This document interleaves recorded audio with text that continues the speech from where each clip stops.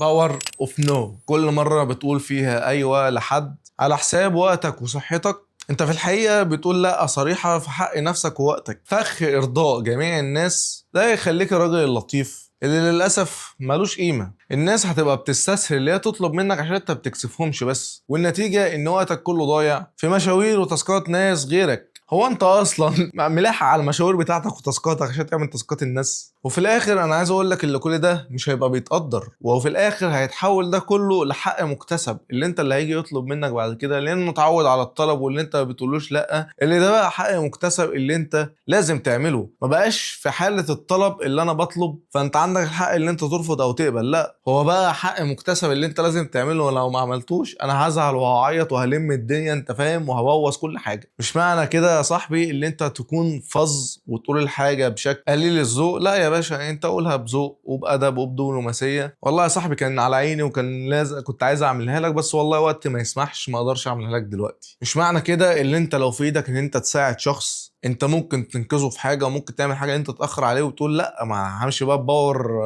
لا يعني لا ما بتتحسبش كده يا صاحبي. انت لو قدامك ان انت تساعد حد فعلا مساعده حقيقيه هو محتاج المساعده دي، فانت واجب عليك ان انت تساعده مش اللي انت تسيبه يغرق. لكن لو انت شايف اللي قدامك هو بيحاول انه يشيل الحاجه من عليه عشان يخليك انت تعملها، لا انت كده ليك الحق ان انت ترفض، لان انت هو الراجل عايز يوفر وقت على حسابك انت، فانا مش هخليك توفر وقت على حسابي. وعايز اقول لك اللي بيحبك بجد هيحترم مساحتك وحدودك ووقتك، واللي يزعل عشان مصلحته وقفت ده اصلا ما كانش صاحبك من البدايه، ده كان للاسف بيستغلك. احمي مساحتك وقدر وقتك صح، جرب كده مره، انت مش خسران حاجه، ده انت على الاقل هتوفر شويه وقت.